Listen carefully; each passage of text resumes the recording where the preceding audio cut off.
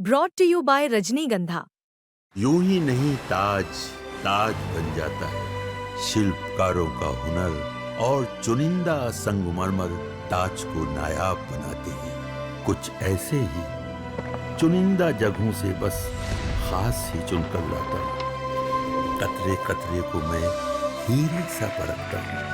यूं ही नहीं मैं रजनीगंधा बन जाता हूँ।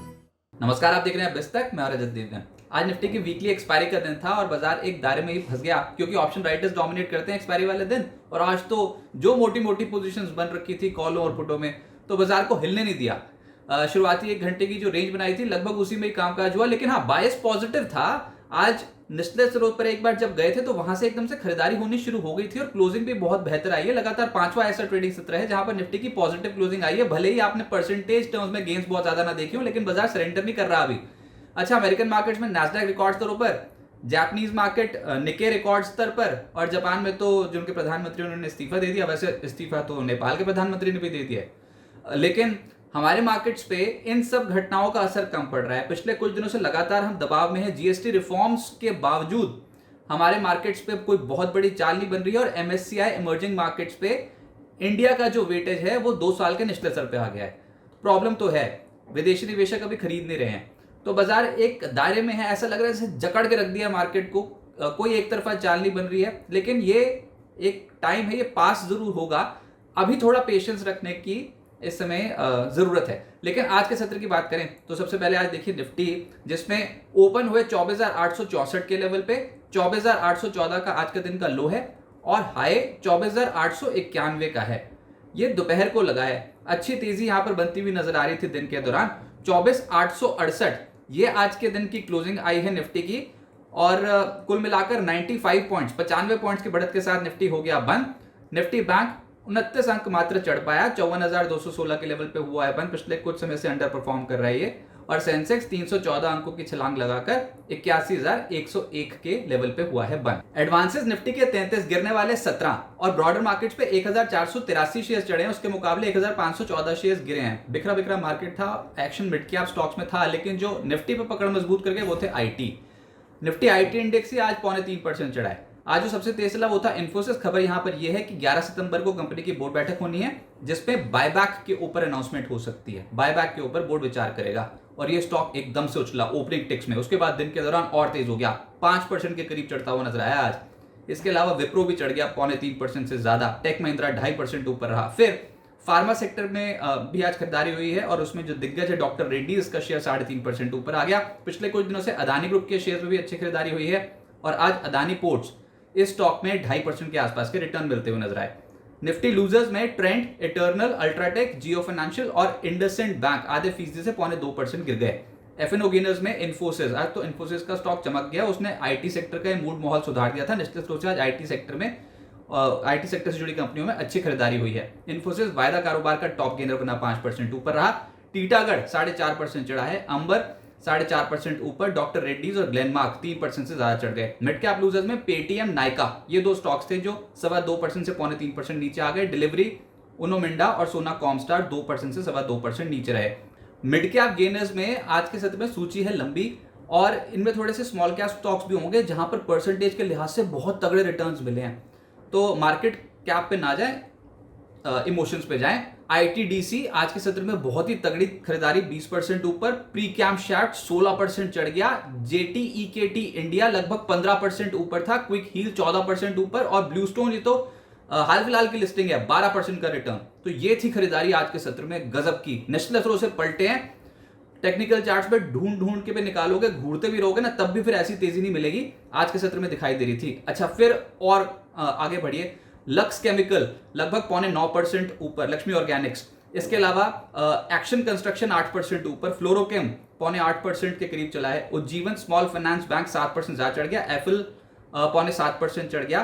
फोर्स मोटर आईटीडी सीमेंटेशन 6.25% से 6.5% ऊपर। सोला विनयार्ड, इंटेलेक्ट, असाही इंडिया 5% से 6% ऊपर। तो है ना गजब का action. Mid cap, small cap category के स्टॉक्स में ताबड़तोड़ खरीदारी हुई है।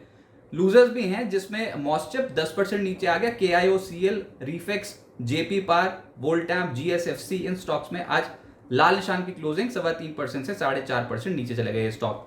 सेक्टर बाजार को पसंद आया आईटी, अक्रॉस द बोर्ड है खरीदारी, 0.3% तो इंडेक्स ही ऊपर है। उसके कंपोनेंट्स इन्फोसिस, क्योंकि बायबैक की अनाउंसमेंट होने वाली है 11 सितंबर को, बाजार एंटिसिपेट करके चल रहा है और उसके बाद तो फिर जो तेजी बनी। अच्छा ये देखना है कि ये बायबैक टेंडर रूट के जरिए होता है या फिर ओपन मार्केट से होता है। और उससे पहले ही स्टॉक में हलचल तेज है, 5% ये स्टॉक आ गया ऊपर। फिर मूड माहौल बाकियों का भी सुधर गया, विप्रो, टेक महिंद्रा, परसिस्टेंट, एम्फेसिस 2% से 3% ऊपर आ गए। फार्मा स्टॉक्स में डॉक्टर रेड्डीज, ग्लेनमार्क, जायडस लाइफ, फोर्टिस, ग्रैन्यूल्स 1% से 3.5% ऊपर आ गए। एनर्जी स्टॉक्स में Adani solution, Siemens, CESC, NLC India, Adani power 1% से 2.5% ऊपर चले गए।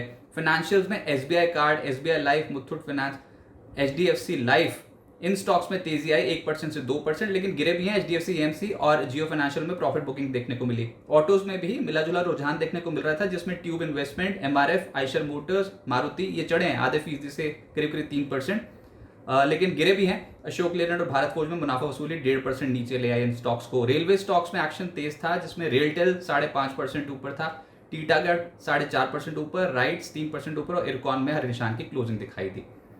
अब आगे क्या होगा देखिए, बाजार 4 सत्रों से एक रेंज में ही है, उठापटक देखने को मिल रही है इस रेंज पे ही। ऊपर जाते तो पिट जाते, नीचे जाते तो खरीदारी आ जाती है। और आज तो वीकली एक्सपायरी वाले दिन भी सरेंडर नहीं किया, तो बुल्स की ताकत दिखती है। अब 4 सत्रों की रेंज है, निफ्टी के नीचे 24,621, ऊपर 24,980, यानी मोटा मोटा 24,600 के नीचे नहीं जा रहे हो, ऊपर 25,000 के लेवल के ऊपर नहीं जा रहे हो।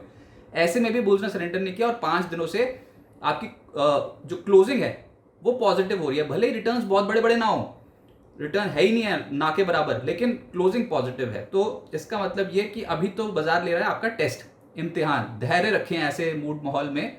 आप कुछ ज्यादा कर भी नहीं सकते मार्केट पे, बहुत अपरंपार शक्ति मार्केट की है नहीं, तो स्टॉक्स भी हो सकता है कि ना चले बहुत तेज गति से। कुछ चुनिंदा स्टॉक्स में एक्शन ज्यादा देखने को मिल रहा है और ये स्टॉक भी तब चले जब बहुत करेक्ट हो चुके थे, तो निचले सुर से खरीदारी आ रही है। हो सकता है आपके पोर्टफोलियो में भी ऐसे स्टॉक्स हों जो बहुत तेज गति से चल गए हों। अगर हैं तो प्लीज कमेंट सेक्शन में आप मेंशन कर सकते हैं। लेकिन अभी बाजार में पेच फंसा हुआ है और ऊपर से एमएससीआई इमर्जिंग मार्केट इंडेक्स में भारत का वेटेज हो गया है कम। ये 2 साल के निचले स्तर पे पहुंच गया है 16.21%, 20% से टूटते आए हो आप। तो ये कोई बहुत बढ़िया बात तो है नहीं। एफआईज वैसे भी खरीदारी के मूड पे है नहीं।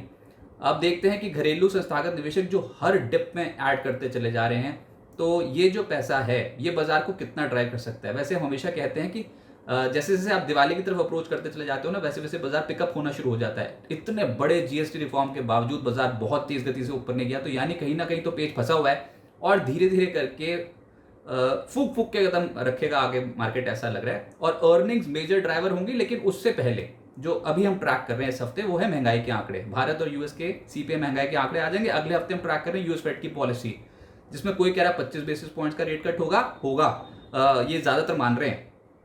लेकिन कुछ तो ऐसे भी हैं 10% जो ये बोल रहे हैं कि 10% लोग जो ये बोल रहे हैं कि 50 बेसिस पॉइंट्स का रेट कट भी हो सकता है। तो बताओ, अब तो ये बात तूल पकड़ जाएगी, क्योंकि अगर ऐसा हो गया तो फिर अमेरिकन मार्केट्स फोकस में रहेंगी, अलग अलग एसेट क्लासेस फोकस में रहेंगी, गोल्ड सिल्वर फोकस में रहने वाला है, मेटल्स फोकस में रहने वाला है, और ऊपर से इमर्जिंग मार्केट्स पे भी पैसा आता हुआ नजर आएगा।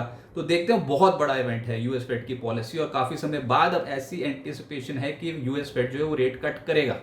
तो वो बड़ा ट्रिगर अगले हफ्ते आने वाला है। निफ्टी के लिए सपोर्ट लेवल्स ज्यादा बदलाव है नहीं, बाजार में कुछ ज्यादा बहुत बड़ी तेजी भी नहीं बनी है। हाँ, ऊपर का जो लेवल है थोड़ा और आगे, जिसमें हायर साइड पे 24,965 और फिर 25,045 ये रेजिस्टेंस लेवल्स होंगे। आपको अल्टीमेटली 25,000, 25,100, 25,200 वाले रेंज पे जो बार बार आके इस जोन में बिकवाली होती है ना, तो इसको पार करना बहुत जरूरी है अगली बड़ी तेजी के लिए। 25,200 जब तक नहीं निकलता ढंग से, तब तक तो हिचके खाते रहोगे। नीचे 24,800, 24,730, 24,650 ये इंपॉर्टेंट सपोर्ट जोन एक्ट कर सकते हैं। और हम एक दायरे में ही फंसे हुए हैं, लेकिन ऐसे में भी counter specific, stock specific action market पे तगड़ा देखने को मिल रहा है। तो बाजार बड़ी चाल से पहले थोड़ा तरसा रहा है, एक तरीके का टेस्ट है जो आपको पास करना जरूरी है।